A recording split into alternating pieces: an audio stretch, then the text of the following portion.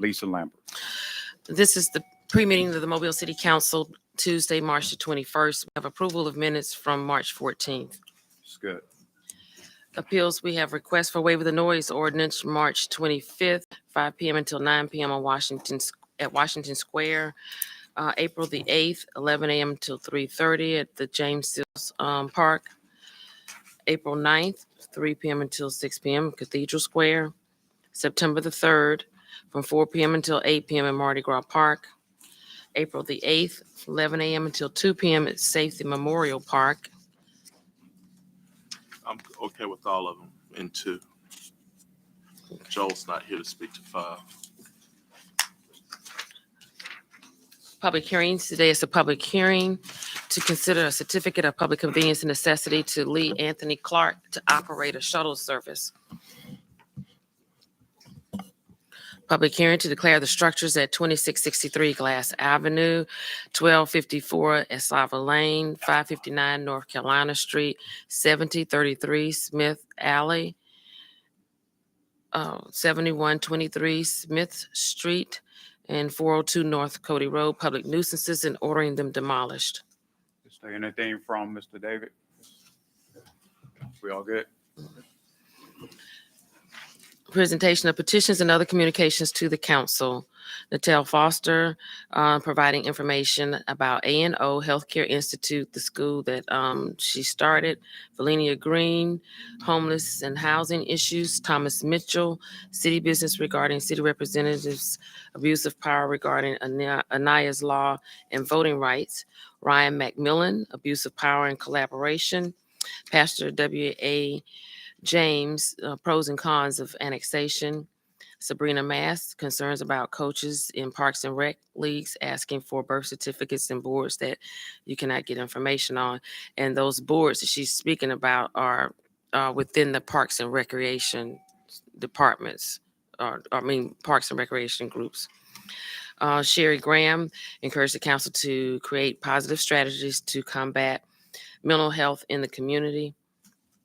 Rodney Toomer, how will annexation affect his district and what are the plans? Do we know what district he's in? 5. He's Yeah. 5. Yeah, he was gonna run against Joel in the last election cycle. If he lives on Napco Road, he wouldn't be running against Joel. He announced in 5, so I think he's in 3. did he move? I think so. Timothy Hollis, abuse of power, council rules, body cameras and annexation. Reggie Hill, ARP, Civic Center and Public Safety. Ordinance is held over. 01012, ordinance to amend chapter 44, article 4, historic preservation. A motion to lay over 30 days here. All right, I think that works.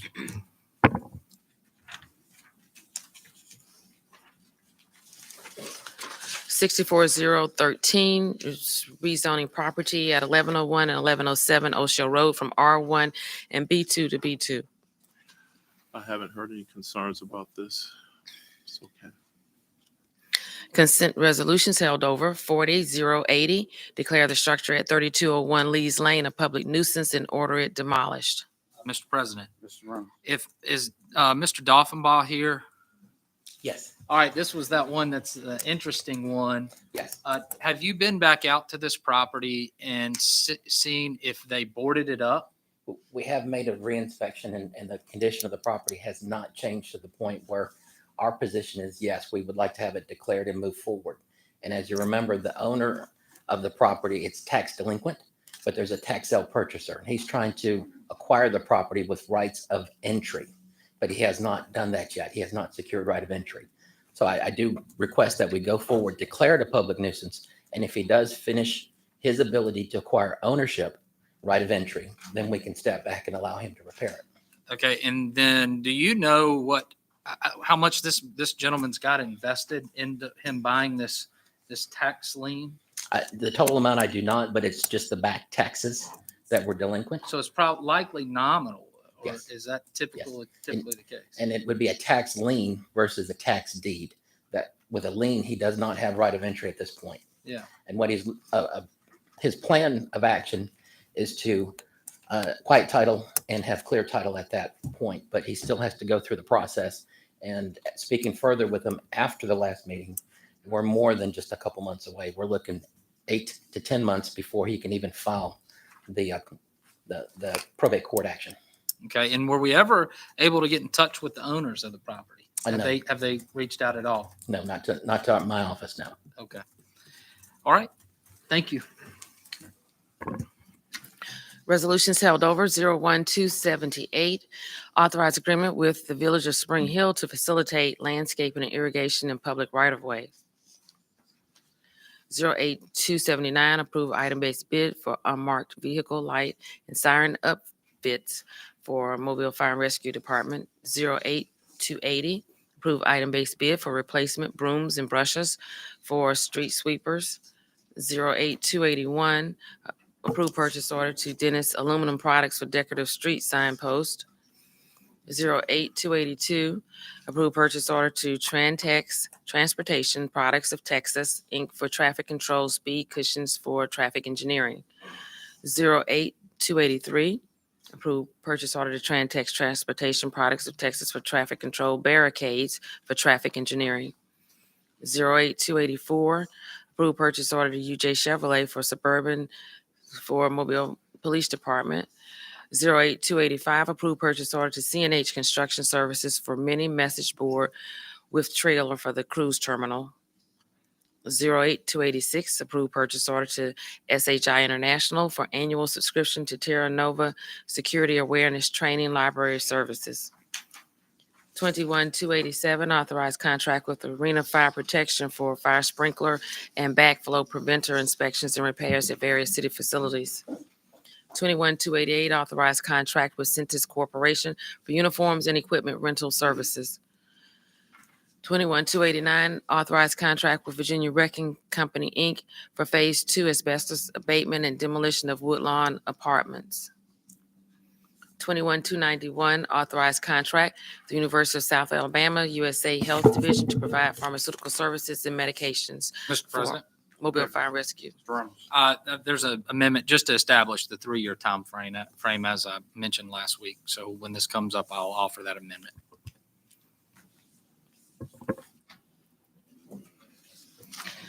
$21,292. Authorized contract with Amerson Roofing for re-roofing of various city facilities. $21,293. Authorized performance contract with Friends of Mobile Historic Development. This one needs to be held over along with the ordinance for 30 days. That's right.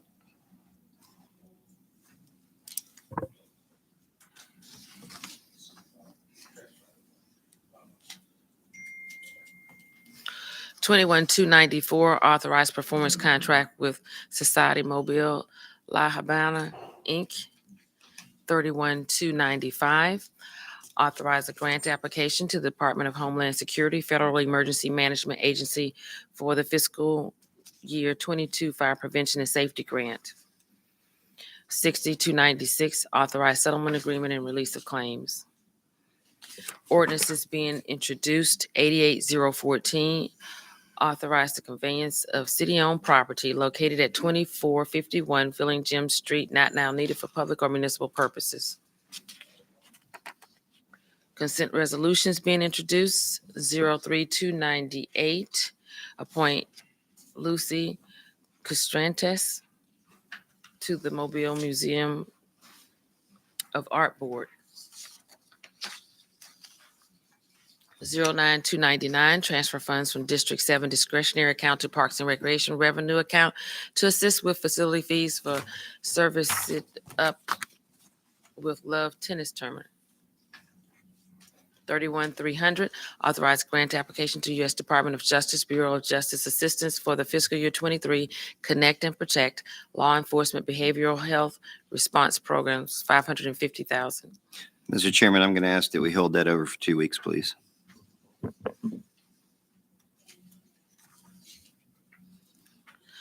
313. Well, is that because of, this is our mental health thing? No, it's not ours. It's something totally different. It's a grant. Okay. No, And this, is there a time limit or anything that's pertinent right here if it's held over? That's one of the reasons why I'm holding it over. I can't get any information, Let's ask so by the next meeting. So So you're withholding unanimous consent on this one? yes, Yeah, that's gonna be for 1 week, and just come back up That- next week. that's fine. And the he held it council have to over vote. he held it next over week. for 2. well, Don't know. Yeah, but he said 2. That's why I jumped at it. well, thought I don't know if I'm unanimous going to be able to consent get was the for information. Look, let's do 1 week He and was we'll go asking from for there. 2. I'll withhold unanimous consent and then we'll revisit next week if I can get the information that I'm looking for.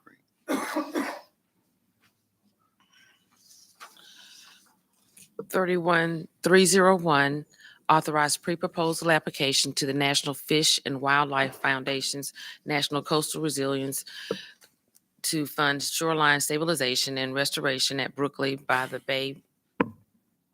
Mr. Park. President. Yeah, Mr. Reynolds. This National Fish and Wildlife Foundation Coastal Resilience. Is this the Go Mesa application? It's not. This is a separate funding source. And we're going to do a pre-proposal.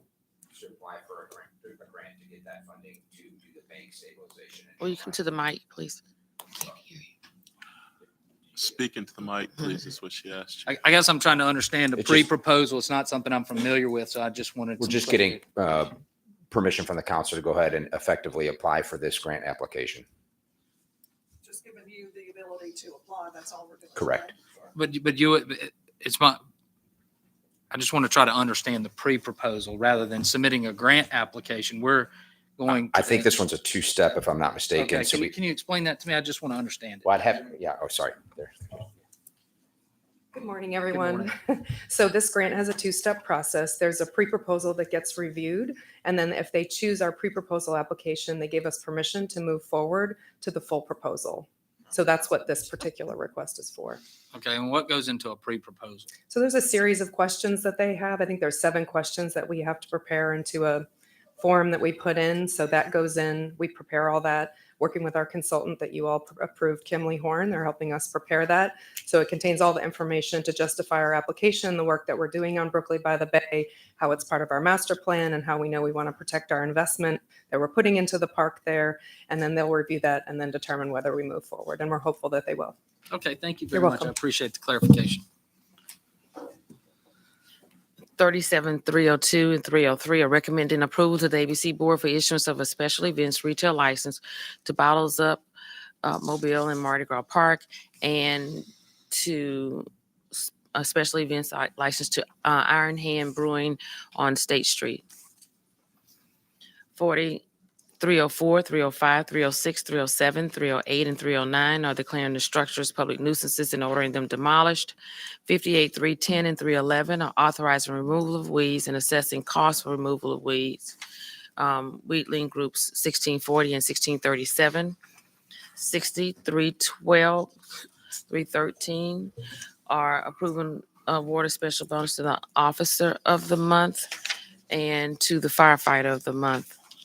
60, 314, 315, 316, 317, 318, 319, 320, 321, 322 are determined appropriations to Booker T. Washington Middle School, Downtown Mobile District Management Corporation, the Fuse Project, Holiday Transitional Center, Providence Foundation Festival of Flowers, Marchfield Property Owners, Inc., Sugar Creek Homeowners Association, Mobile Law Enforcement Foundation, St. Paul's Episcopal School serves a public purpose and approving payment. 03-339 concur in the reappointment of Mary Stewart Nelson to the Alta Point Health Systems, Inc. Board. Mr. Chairman, I'm going to withhold unanimous consent on that as well, please. Okay. CIP resolutions being introduced, 21-323. Authorized contract with Watermark Design for designs of the new Tomanville Fire Station, $143,400. Mr. President, where is that money coming from? That's money that's allocated out of the CIP for this year. Is that from my CIP? Mr. President, I'm not going to build a fire station with CIP. We've been there already. This is a citywide facility. That money can be better spent on people in the district. So we've had this discussion 1,000 times. So what do you want to do with this? So let's figure out where we're gonna get the money from. Well, it lays over for 1 week anyway. We got a week to figure it out, so let's figure it out.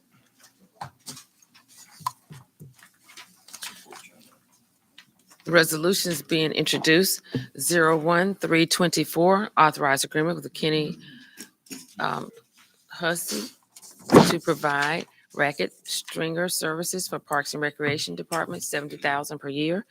03325, authorized agreement with Dustin Scott to provide racket stringer services, Parks and Recreation Department, $40,000 per year. Mr. President, Yeah, Ms. Reynolds. so the racket stringer services, I'm trying to understand it. It wasn't clear to me. Is this a free service we offer? It looks like this gentleman's getting paid $15 per racket strung, but do we charge I guess is that Mobile Tennis Center? It would be my, okay. And then, so somebody brings a racket up and then the city says it costs $20 and then we pay the guy $15. I just want to understand that.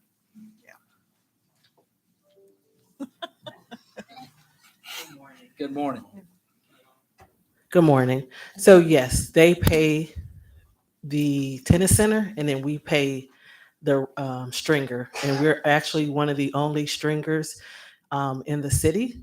But with the amount of tournaments that we have, that's where we get the influx. Because mostly we have tournaments where there's 3,000 people. Probably a good quarter of them need their racket strung. So that's where the big height of stringing happens. This is actually a profit center for the city, not a cost to the taxpayer. Am I saying that right? Correct. So we contract out with them to pay them back for the services that they do. So the citizen pays us and then we pay the contractor. Okay. And did you check on that contract? One of them's for 40,000 and one's for 70,000. Okay. Thank you. Okay. This will come every year. Okay. 08326 and 327 are approving purchase orders to CDW Government for annual renewal of Microsoft Windows licenses, $26,247.20, and Microsoft 365 license, $383,226.91. 08328, approved purchase order to Safeware for hazmat detection devices and monitors for mobile fire and rescue, $96,551.75. 08329, approved purchase order to Stivers Ford for 7 Ford Super Crew pickup trucks, $237,909. 09330, reallocate funds from capital project engineering right-of-way and testing to Grant Fund USA Special Event Traffic Plan to develop special events traffic plans for city streets, $40,000. Mr. President, Yeah, Ms. Grader. can we get just some more information on exactly what this is and how we are working with University of South Alabama on the traffic plan here? This is that LDOT grant that paid for this. So this is the grant fund for the match for the award that we got from the MPO. You will see the contract for the consultant, hopefully by the first read next week. We met with, forgive me, I cannot recall that we had 2 individuals from USA that helped us select the firm for the project to do this study. So once we get the contract underway, we will have a kickoff meeting with key stakeholders at South to get the project going. We very much understand that if the campus is not involved in the project, we can't get much result from it. I would certainly agree with that. And can y'all keep me and Councilmember Jones involved Absolutely. as Yes. well, since our citizens are mostly impacted by any of the traffic planning and events, certainly going into the stadium. We will absolutely do that. Yes, ma'am. Thank you. 21331, authorized contract. 21331, authorized contract with the Medina Group Consulting for implementation of a regional recycling education and marketing program, $48,500. Mr. President, Mr. Reynolds. this recycling education and marketing program, I'm not familiar with it. Can somebody help me out, understand what that's going to involve?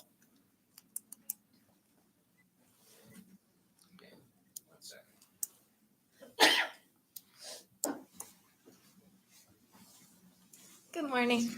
This is the part 2 of the ADEM recycling grant. So it's the education portion of that grant for the county. Is that good? Anybody have any more questions? Yeah. Yeah? So this is a match of a grant, or, No, this is fully funded by the ADEM grant. okay, Yes, sir. and it's to encourage recycling. Is that the Yes, idea? it's to educate about recycling basically and kind of make sure that people know about the programs we have and why recycling is a good thing. It's a bigger part of the whole grant. Thank you. Yes, you're welcome. 21-332, authorized contract with Roland Construction for soft wash of the exterior of the Arthur R. Outlaw Convention Center, $80,294. 21-333, authorized contract of Howard Technology Solutions for cybersecurity services, $40,000. 37-334, consider a certificate of public convenience and necessity to Lee Anthony Clark to operate a shuttle service. 45-335, accept Lighten Place Drive of Lighten Village for city maintenance. 63-36, authorized settlement agreement and release of claims. Call for public hearings. 41-337, call for public hearing to rezone property located at 4701 Halls Mill Road from R1 and I1, scheduled April the 25th. 41-338, call for public hearing proposing an amendment to tax increment financing District 1 in the city of Mobile, authorizing the preparation of an amendment to the tax increment financing District 1 plan, authorizing the president of the city council to perform certain actions required by Alabama law and directing the publication of this resolution. Announcements. Mr. President, Mr. Reynolds. the TIF amendment, I thought we had a call for public hearing last week, I thought. That was, go ahead. Remember that there are two of them. Oh, so that was District 2. Right. Okay. And I haven't seen this amendment. Can somebody give that to me? Absolutely. Okay, thank you. Anything else from the council? Anything from the administration? I've got one thing, Mr. President. Guys, we talked about the leaves last week and the street sweepers being down. I've got, God help me, 3 elderly people who have expressed major concern about having to step across the gutter and stepping in 3 to 4 inches of leaves in the gutter from walking their dogs. One kind of had a mild slip and sit down, and she is irate. The others are extremely concerned about having to jump across all those leaves while they're out walking the neighborhood. I got on my bike Sunday, and we've got some pretty rough spots throughout Oakley. I know we talked about time and machinery, but we need to address it. It's becoming a public safety issue for those that don't have the ability to just jump across the leaves. So our public safety maintenance crew led by Dexter Johnson is going to be, I think, this Sunday, correct, Mark? This Sunday, next Sunday. So, yeah, sorry, next Sunday is going to be going out with crews to start that. They'll also be doing some regular street sweeping during the weeks, but they're also looking at on the high traffic streets like Government and others doing that on the weekend where there's less traffic. Well, I understand the cars, high traffic, but this is foot traffic. Foot traffic's totally different. And Regina, Roper, Rapier, these are people that are somewhat older. They need some help. I mean, I actually went up there. This is something we need to address. And if we can address it, if we only have to do those 3 streets, we need to. For example, at Washington Square, all the leaves were pushed back into the street. And for some miracle, someone with the city realized that the leaves went from the gutter halfway out into the street, and somebody immediately sent a street sweeper back over there to get them out of the street around Washington Square. So I live a block from there, Yeah. so I watched it happen. So I know that we, if possible, could address these few streets up there if we had to let some of them wait. But Just to be there- clear on there's the a need. parks, our parks crews blew these parks, these signature parks, free of the leaves to the street line, and then the street sweeper came through and collected them up. That was part of a deliberate plan. So that wasn't a miracle. That wasn't some other intervention. well- That was a plan. Director DeLab, we got the leaves out the street. It comes down to a simple statement. We had the ability to get the leaves out of the street at that time in just that location. But there is a need up there where there are some older people to get the leaves out of the street. And they're asking because it is a issue for them because they don't have the strength to jump over the gutter to get them out. That's all I'm asking. I'm not asking much. It's really simple. Please, just let's help our neighbors. I mean, I know we said we have a shortage, but I'm asking that we help our neighbors. Thank you. Anything from the administration? So I have one thing too I wanted to bring up, and Chief Batiste may not be here, but just something that had happened the other night that I got a call about that I think we need to be sure to address, and that is illegal dumping at night. This happened Saturday evening about 10 o'clock in one of my neighborhoods where a U-Haul and then an SUV pulled up to a vacant lot and started dumping. The next door neighbor saw them, called the property owner. So the property owner came, somebody along the way had called police. Well, the police came, and because the next door neighbor, this is kind of convoluted, I understand, but the next door neighbor happened to have a gun.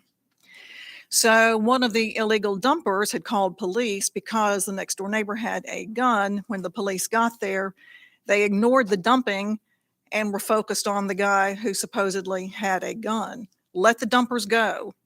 And then the police left.